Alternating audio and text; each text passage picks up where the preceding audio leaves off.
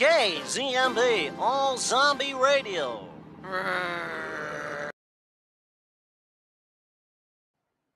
Hey everybody, it's your girl Punky Brewster. That was my intro. So I don't have to do the thing anymore. Welcome to an episode of Finding Found. A bonus one this week because we didn't cover the episode that we were supposed to cover yesterday or the week before.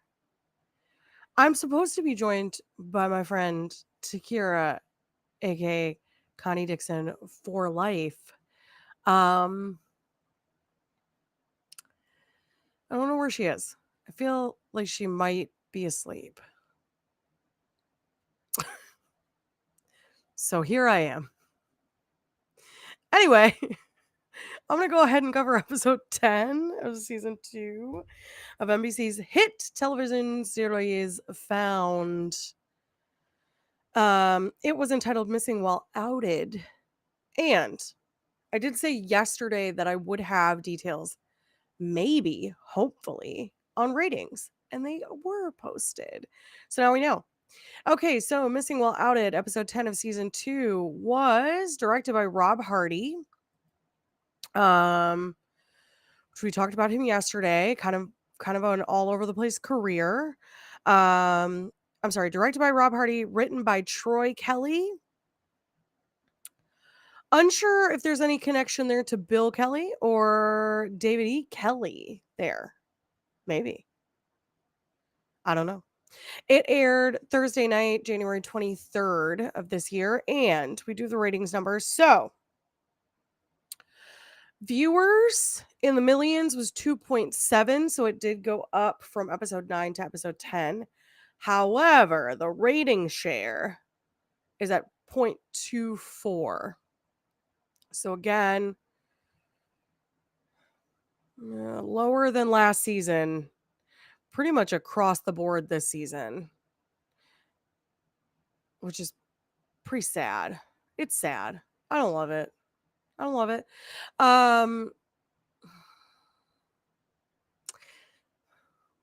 Not great. Anyway, what am I doing? I don't know. I'm going to cover this episode, I guess. Okay. So, we left off on a cliffhanger. Okay? There was a gunshot at Trent's door. Gabby's standing outside. Not really sure what happened there. Give me 1 second. I'm just checking to make sure that things are going the way that they're supposed to be, which they are. So, great. Love that. All right. So, okay. Gunshot.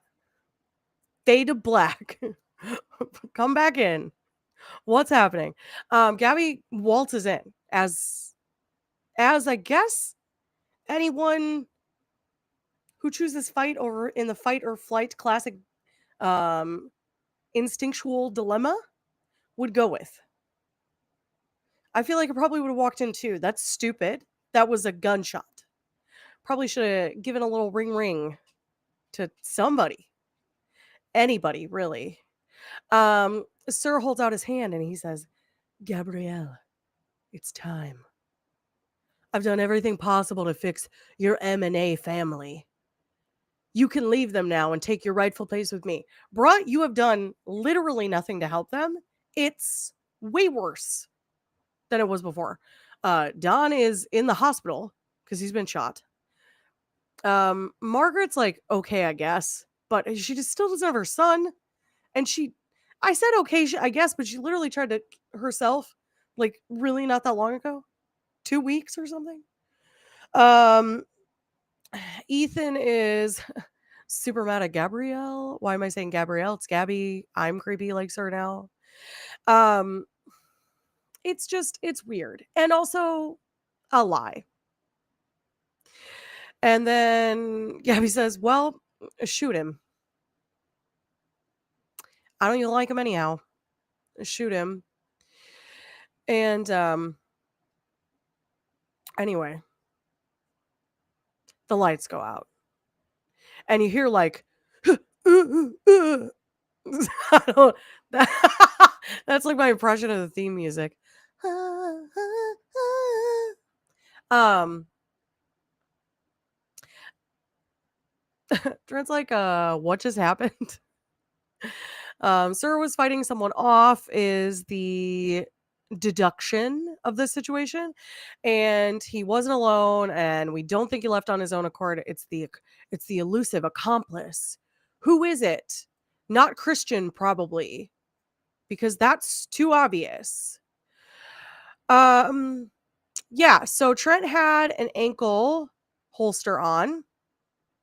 Thank goodness. But now, unfortunately, Sir has a police officer's firearm. We get to see our favorite El Capitan of the police department. We love Bill Kelly. We stand Bill Kelly. Thank you so much, Bill Kelly, for being on the show and just being amazing. And we love him. And it was great.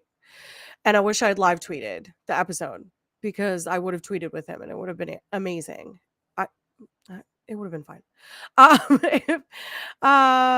Okay, so everybody's like, Gabby, are you okay? And the kind of like, just like a shuffle, a general shuffle, honestly. The captain is like, being his normal self, I guess. He's back to not liking Gabby again. So Trent's like, I'm going to take you home. And Gabby's like, I'm fine. And Trent's like, there's a madman out there whose only mission is to get to you, Gabby. And she's like, when isn't there one? And I was like, that's a bit melodramatic. And then I was like, oh, wait. Oh, wait. He literally has been since you were a teenager. So fair. Sometimes she's a little unhinged. This was not one of those moments. She's like, fine, I'll wait for you outside. During this, they have like the captain and Trent have a little conversation. And he's like, you were right. Gabby stopped Lacey from killing Hugh. She talked to him in the phone booth and we didn't that we know about. And she went to a school gymnasium with him and doesn't tell anybody. And every time she leaves unharmed. And then he says, at best, she's a kidnapper enjoying this dance with him. At worst, she's working with him. Which I was like, whoa, that's big accusations. Wouldn't it be crazy if this was like, what was that movie called? Split situation. Anyway, the captain decides he's issuing an arrest warrant. Trent's like, you said there wasn't enough evidence. And he's like, I don't care. We're getting her. And if we get her, we'll get him. And I'm filing a search warrant also. She's got 24 hours. Which is like, okay. I guess he has to file for the search warrant still. I guess that's why he's like not going to go after her right away. Okay, as soon Gabby's like, as soon as I know that Don is okay, I'm gonna put all my energy into finding Sergeant Christian. He's probably the accomplice. I won't rest until they're locked up. Gabby says she can't fall apart at this time. And she's like, I'm barely holding it together. Like, I cannot lean on you. I can't have this like emotional connection to you right now. And that's when Trent is like, Mallory he's coming for you. He's got the warrants. 24 hours, babe. And then he says the most out of pocket thing that a police officer could ever say, which is, you should run. I gusped. I went, that's not good police work. I guess is what I said. I don't know. I said something to that effect. Cause what? Bro, really? She's like, I can't because I wouldn't forgive myself for that. Oh, excuse me. That was a doozy. I wouldn't forgive myself. I have to pay for my crimes, which is like, that's fair. I had a lot of respect for her in that moment, actually. What she did was certifiably wackadoodle. But she has come back saying, like, I deserve punishment for what I did. It was weird. It was unhinged. It was illegal. And I should take ownership of that. So love that. Um, okay. So then Trent's like, you have 24 hours, make it count. Um, Gabby gets down to the hospital to check on Dawn. And Dawn is awake now, and she's like, she sees him for like a second. She's like, I really gotta go. Cause she knows that he's okay now. Cause I guess like no major organs were hit. Surgery went fine. And she's worried about Ethan. Ethan actually comes in at that moment and is like, no. I told him to call you. It's okay. There's a potential case. I have to talk to you. So then they talk to each other outside of the room, and Gabby's like, look, Sir broke into Trent's house. He almost got me. He almost got Trent. You can't tell Don because there's no way he's going to stay in this hospital if you tell him. And he's like, let me worry about my husband. Okay. B, you were like overstepping in this moment. And anyway, he's like, there's this friend of mine who used to work at Renin College is the name of the college. There's a missing teen. Okay. And then he shows a clip of like what is that called? It's like a pledge night clip. It's like hazing. These guys are going into a dorm room and they're gonna grab a pledge and take him, but they realize that a man was in his room because they were having relations and the man snuck out the window. And they're like, oh my gosh, what? And then the video is posted, but like who who taped it and who posted it? Anyway, the guy's name is Jared Price, and it is spelled the worst way of all time. Gerard or Jarad, which is like, I guess if you're Midwestern. Oh, Jared. This is my little precious baby Jared Price.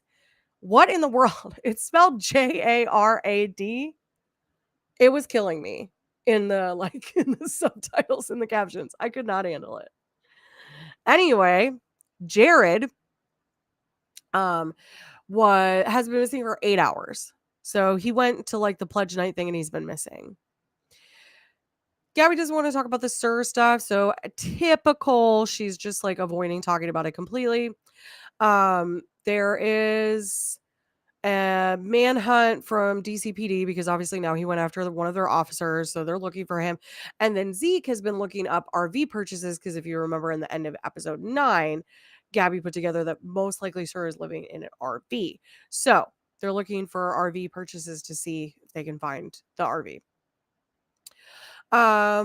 They're gonna like look into this. So they go to the college. Okay, so they go to the college.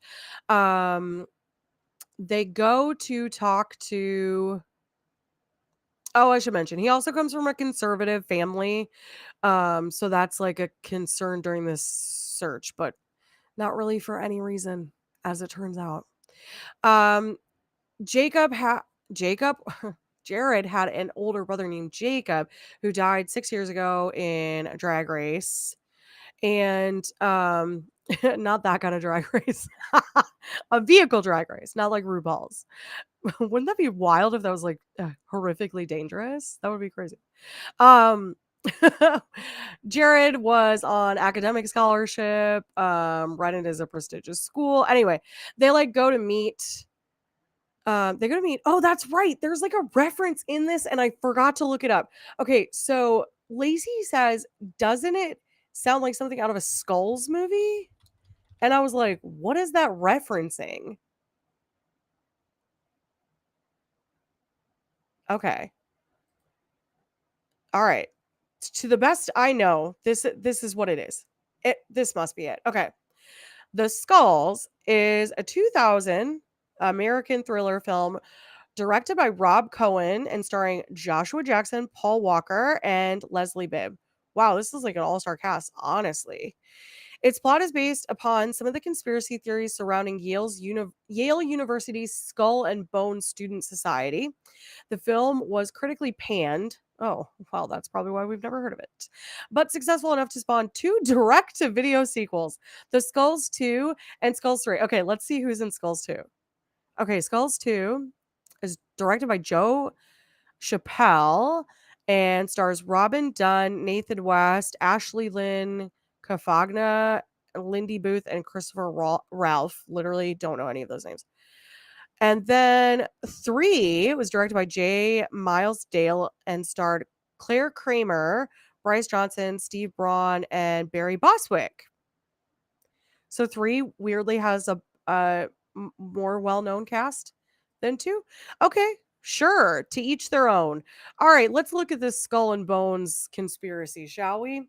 I'm getting really off topic, but this is interesting to me. Okay. Skull and Bones, also known as the Order. Ooh, ominous.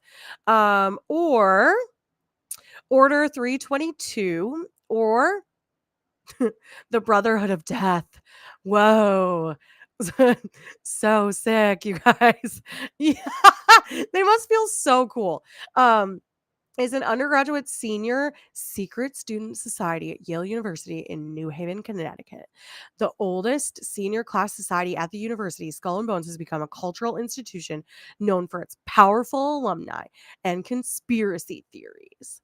Skull and Bones is considered one of the big 3, quote unquote, societies at Yale University, and the others are Scroll and Key and Wolf's Head, which arguably have better names. I would say. The society is known informally as Bones, and members are known as Bonesmen.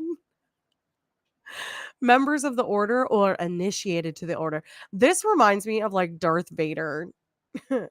Like for real. Okay, anyway. Skull and Bones was founded in 1832 after a dispute among Yale debating societies, Linonia, Brothers in Unity, and the Calliopean Society over that season's Phi Beta Kappa Awards. Can you tell I didn't go to an Ivy League school? That I'm like, gasp, I went to tech school and community college. William Huntington Russell. Guess what? I don't have any debt. Alfonso Taft. Credit. I do have credit card debt. I don't have any college debt. I do live in America after all.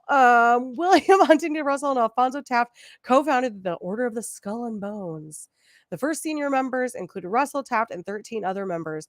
Alternative names for Skull and Bones. Okay, we already went through this. Why are you repeating yourself? Who wrote this? The first extended description of Skull and Bones, published in 1871 by Lyman Bagg, what a name, in his book 4 Years at Yale, noted that the mystery now attending its existence forms the one great enigma which college gossip never tires of discussing. Like, let's get to the dirty stuff, though. Where are the conspiracies? Hold on, let me see if I can find some conspiracies. Oh, notable members. Yeah, lay it on me. Literally nothing. Okay, let's see. There's a list of notable members. Hold on. Okay, let's see. A bunch of people from like a really long time ago, so I don't care. Let's find somebody more recent, shall we? Let's get some like good dirt. Let's go down to like 1980s and after. Oh, okay, here we go. 1990s to present. Dana Milbank, who is author and columnist at the Washington Post. Austin Goolsbee, staff director and chief economist of President Barack Obama's Economic Recovery Advisory Board. David Leonhardt or Lionheart, I guess, depending on how you would say it. Journalist and columnist at the New York Times. James Vasquez, punk rock star, Central Synagogue. What an oxymoron of things that is. Okay. There's no comma separating those things, so that's like All one thing? I don't know. Tali Farhadnian Weinstein, attorney, professor, and former candidate for the New York County District Attorney. That was not really all that fun. Okay. 1980s, we've got Robert William Kagan, neoconservative writer. Michael Cerveris, American actor, singer, and guitarist. Earl G. Graves Jr., president of Black Enterprise. Edward S. Lampert, founder of ESL Investments, chairman of Sears Holdings Corporation.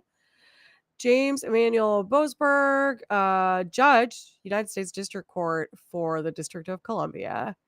Stephen Nukin, a United States Treasury Secretary. And Paul Giamatti, American actor and producer. President of Yale, 1970. Oh, his father was president of Yale. I was like, what? That's crazy. He was president of Yale while he was at Yale? No. That's not right. That was wrong. That was wildly wrong. Don't quote that. Okay, so it's a lot of like, how do you do's? You know, it's a lot of people with it's Nepo babies.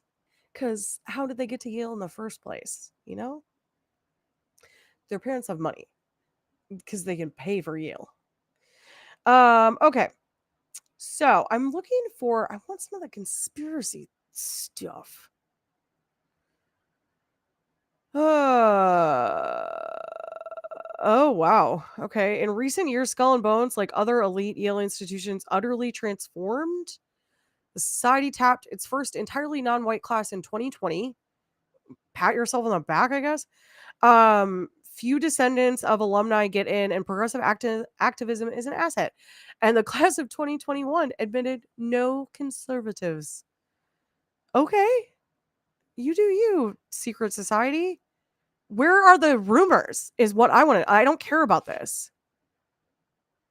Where are the creepy things? Skull and Bones has a reputation for stealing keepsakes from other Yale societies or campus buildings. Society members reportedly call the practice crooking and strive to outdo each other's crooks. The society has been accused of possessing the stolen skulls, what? Of Martin Van Buren, Geronimo. Bro, oh my God. And Pancho Villa, I can't.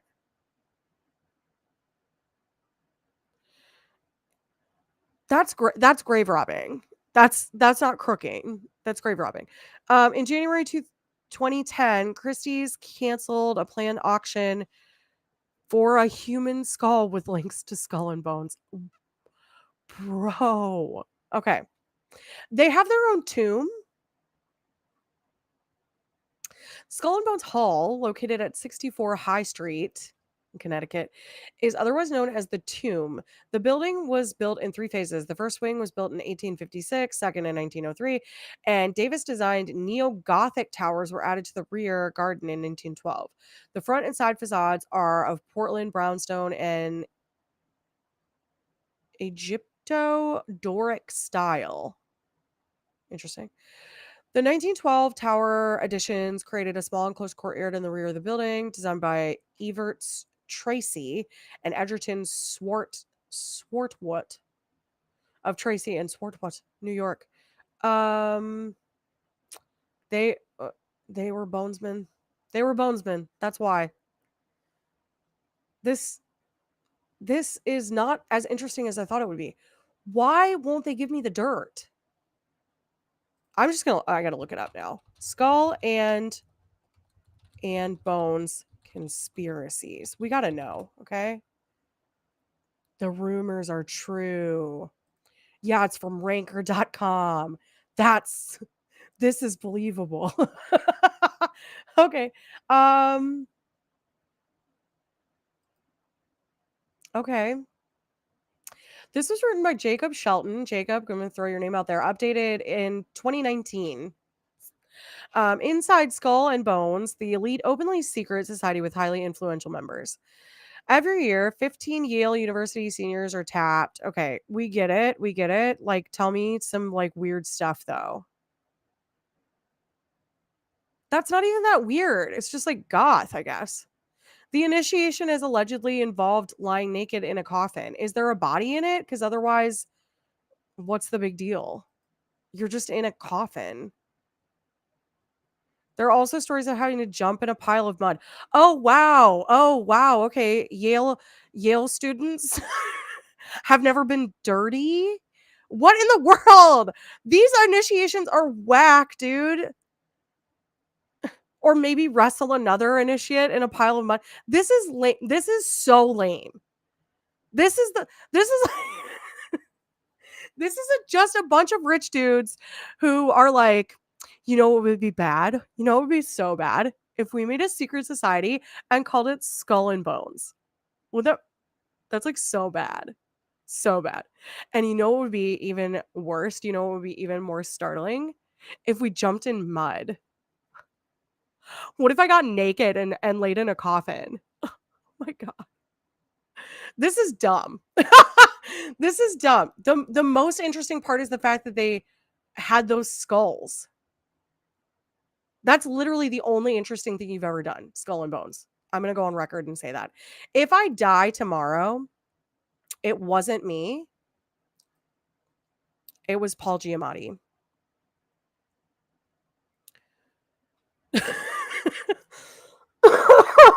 It was Paul Giamatti. It wasn't me.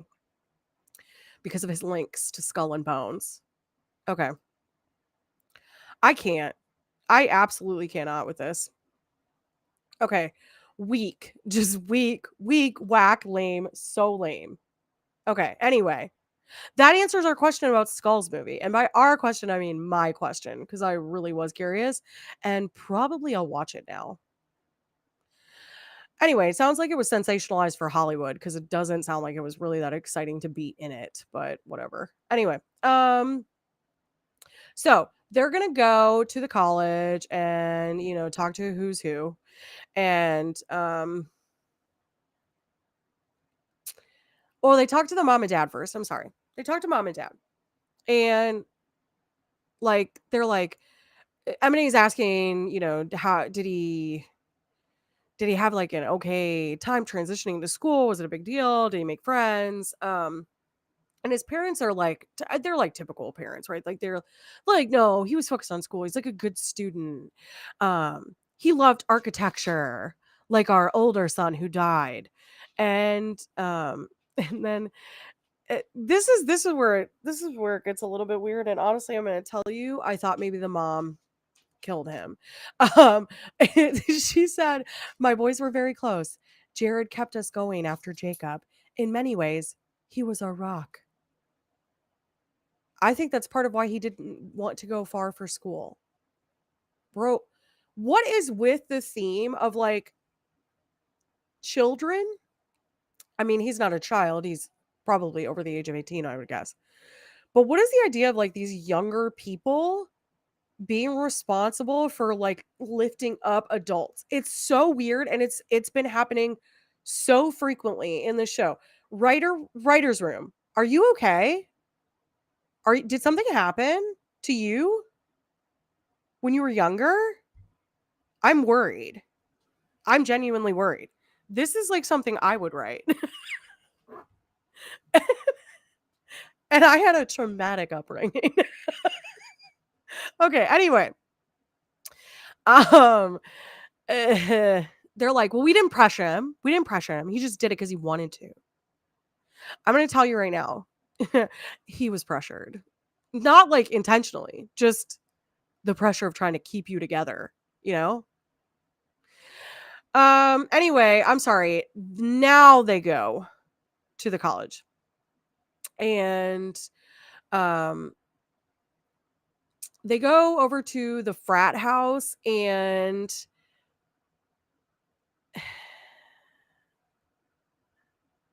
oh, there's also like a B storyline. There's also a B storyline. I'm sorry. There's a B storyline in which Lacey's mom, Gina, is going to throw an anniversary party for M&A for the second year anniversary, which is very sweet. It comes up later. That's really it for now. Okay. So they go to the frat house. It's basically like It's just bros being bros, you know? And they're like, "Yeah, he was here. Here's his phone." So they have his phone. I guess it was left there.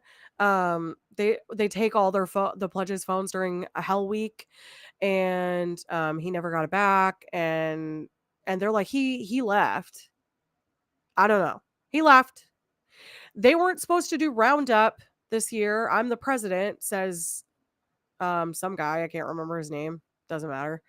And that's pretty much it. Then there's like some sort of weird fight thing happening outside. Some girl is, I can't tell if she's throwing feces or mud or something else. I don't know, but she's throwing it at the frat house. And she's like, "You led me on. This isn't cool." And anyway, we come to find out that they did, I forgot there used to be a name for this. Oh, I remember, because it's a really great movie. If you haven't seen it, okay, now I'm gonna look that up. It's called Dogfight. It's called Dogfighting. Not like real, but you know. Um, so Dogfight, in this context of the movie, it's a 1991 movie. It's so good. I mean, it's like, it's so sad, but it's so good. And I have River Phoenix in it. That's right. Oh, River Phoenix. Love him. And Lily Taylor. It's great. So the movie is about a girl who ends up being like this guy's pick for the dog fight. It's like you look for a girl who's not attractive. You're trying to get the ugliest girl to like with you, you know? And that way you can tell your friends like, "Oh, I got the ugliest one," and then you win the bet, I guess. I don't, it's just mean. It's just really mean. Anyway, Dogfight the movie is great though. I mean, need I say more? River Phoenix. So anyway, you should watch it. But this is such a weird, mean concept, and like, do people even still do this stuff anymore? I don't know. Do they? It's weird. Brian. Brian's the guy's name. Brian. Anyway, he flirts with this girl, and Gabby gives her a little pep talk, and then she leaves. Then Gabby goes to what's his face, Jared's dorm room, and her and Lacey meet the roommate, who is wild, really, honestly. And during this point, Christian Evans is officially named a person of interest by DCPD. It's on the news. It's on the news and everything. Anyway, so yeah, they go talk to their roommate. He's in love with Gabby. He's like, "You're a goddess. I need a selfie." Um, and then he talks about how like his car is missing, but that happens every Hell Week. Like, as though that's normal or something. Like, your car would be stolen every Hell Week. That's not, I newsflash, that's not normal. Do you leave your keys in it? I don't, like, why is that happening? Why are you so okay with it? Um, but anyway, they get like a little bit of information. They're like, he's like, "I haven't really seen him lately." Between the frat and he's like, "And I've been studying a lot." And as Margaret's like panic, I'm sorry, Margaret and Gabby show up to meet with Lacey there. Um, as Margaret's panning the room, you see there's like a lot of energy drinks. There's like energy medications. So he's like really out of it because he's just like studying nonstop. I guess it's a real I'm so excited moment from Saved by the Bell. Um, so just like don't do it. Anyway, campus security comes because they're like, M&A's on the property, and we're gonna get him out of here. And the kid is like, "Nobody's here. It's fine. But I'm so scared. I'm a damsel in distress. Can you please accompany me to the library?" And the guy's like, "Yeah, okay, I guess." Anyway, Margaret found Jared's journal, and there's a note in it that's like, "I don't know how long I can go on like this. I want to end it all." And anyway, Margaret brings the journal to Ethan. And Ethan is like, "I can't read this." This is someone's personal property. And Margaret's like, "I know, but he could be like not okay. Can we help him?" And so Ethan ends up looking through it. And anyway, he's lying about a lot of stuff because his room is filled with psychology books, not architecture books. So he's clearly not in that major. And he's been hiding his sexual preferences, his orientation, which is fine. Um, he's just doing him at college. And anyway, Gabby has some more moments because, like, she's only got the 24 hours and stuff. She doesn't worry about it. She does ask Lacey at some point, like, could I make bail? And Lacey just matter of factly is like, you're a flight risk. I don't know why she would be considered a flight risk. That I wasn't 100% sold on that. But okay. I guess that's the thought. I don't really know. She's going to law school, not me, so I guess she would be right, even though it's fiction. Okay, so there was a class action lawsuit against the university, I guess. They're not protecting their students. Trent says there were like lots of 911 calls for welfare checks, but then like nobody would ever like an assaults, but nobody would ever like complete the process of reporting it. They would like make the initial call, a cop would come, and then they would decline anything further. Okay, so they take the phone over to Zeke. And I don't think I didn't mention this yesterday when I talked about episode 9, but Zeke got all of his computer stuff back from Trent and a note that said, do good. So he's able to do like regular Zeke stuff now. And I forgot to mention that. That was actually a very large plot point, but so sorry. I'm tired usually when I do these. I'm just tired all the time. I'm old. Anyway. Okay. So Dawn is super mad because Gabby didn't tell him about her. And she's like, I asked you not to tell him, Ethan. And Ethan delivers the best line I've ever heard. Well, that's the difference between you and me, Gabby. I don't keep secrets from the people I love. Ooh, tell her. Tell her. What a queen. Okay. That was incredible. I loved it. I absolutely adored it. Anyway, okay, so moving on. They're gonna work on finding Jared. They're just like, Dawn, just stay here. Stop being whiny. Like, heal from a bullet wound. Who do you think you are? And Ethan states to M&A associate, like the associates, that it seems like the journal entries are written about another person. They're not self entries. And he says they read like bumbling documentation of someone who is trying to learn to be a psychologist, which is exactly what he's doing. So not him. So now they got to try to figure out who.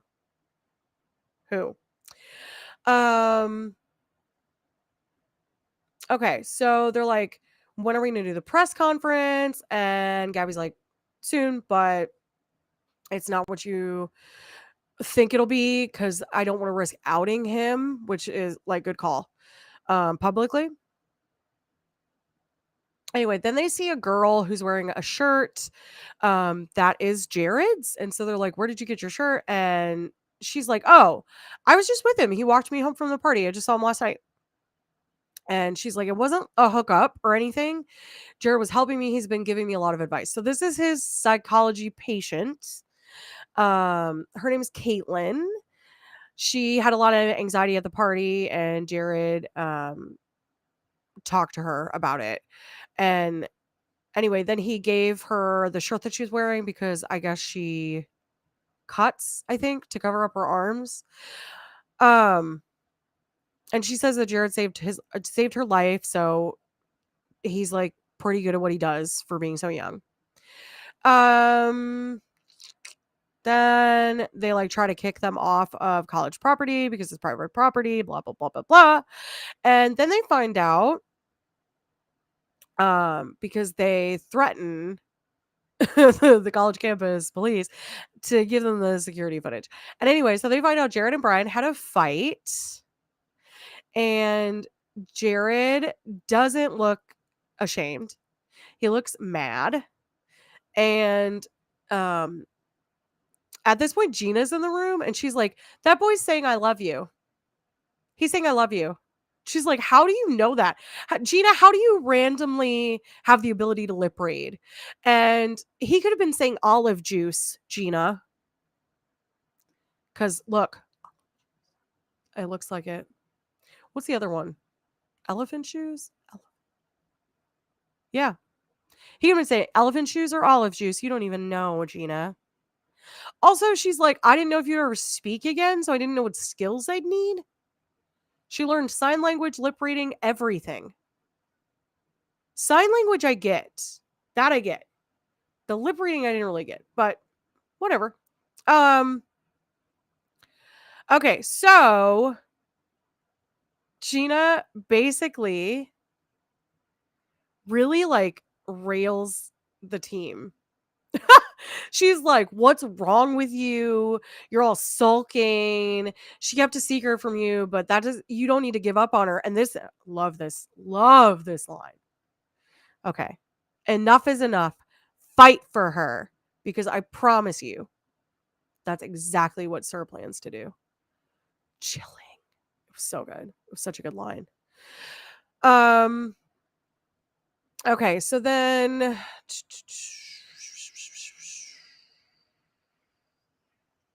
I don't know. Oh, that's right. There's a cutaway scene to Christian meeting with Sir, and Christian is called there by Sir because Sir is like, I need sedative painkillers. And Christian's like, why? I thought you didn't have wounds anymore. But little does he know that this guy's been like, he's being bullied by his accomplice. He's being physically bullied by his accomplice. And Christian is like, I need you to get me out of here because I've lost everything because of you. There's a manhunt. My face is plastered all over the news. I've been fired from my job. Like, you need to help me. And Sir's like, I can only help Gabriella myself. And Christian's like, you're going after her again. And so Christian is like, I'm not going to let you because guess what? Christian is not the accomplice. I done told you. I've been telling you. Too obvious. I was right. Anyway, then there's some pretty mediocre music that plays. And anyway, they show back up at the frat house and they're going to talk to Brian. And they're like, Brian, you need to tell the truth. I'm going to out you now.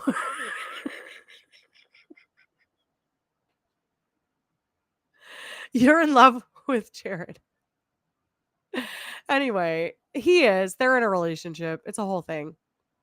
But they got into an argument and like Jared just wants to come clean, I think. And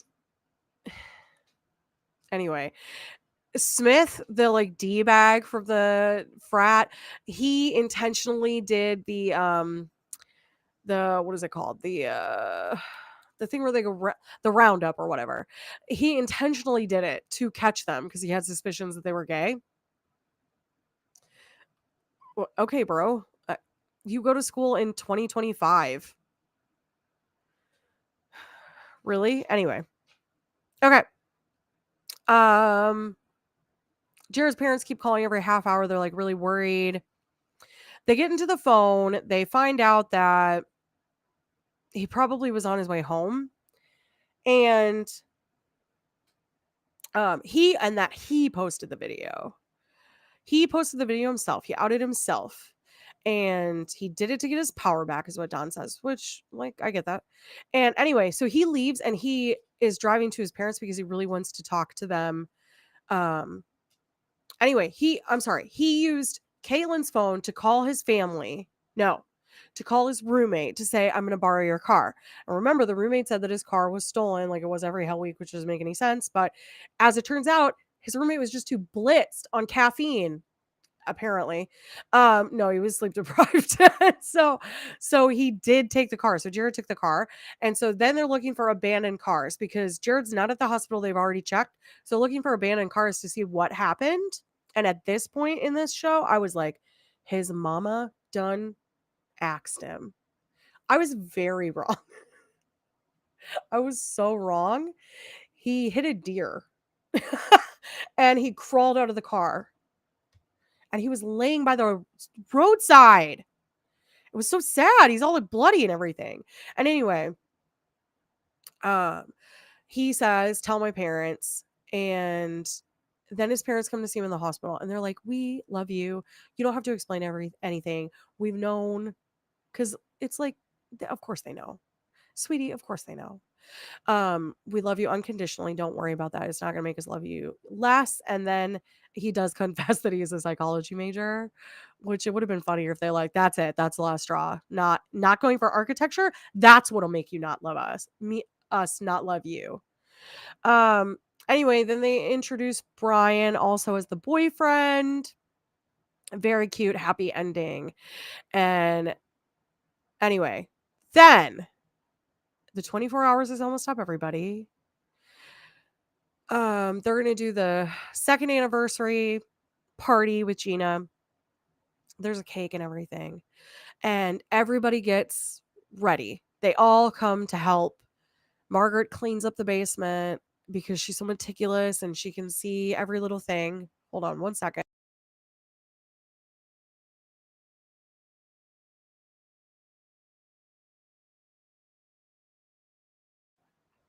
I did not need you to see me blow my nose on screen. I'm so sorry. Anyway, so they go to help clean up and everybody's kind of making amends.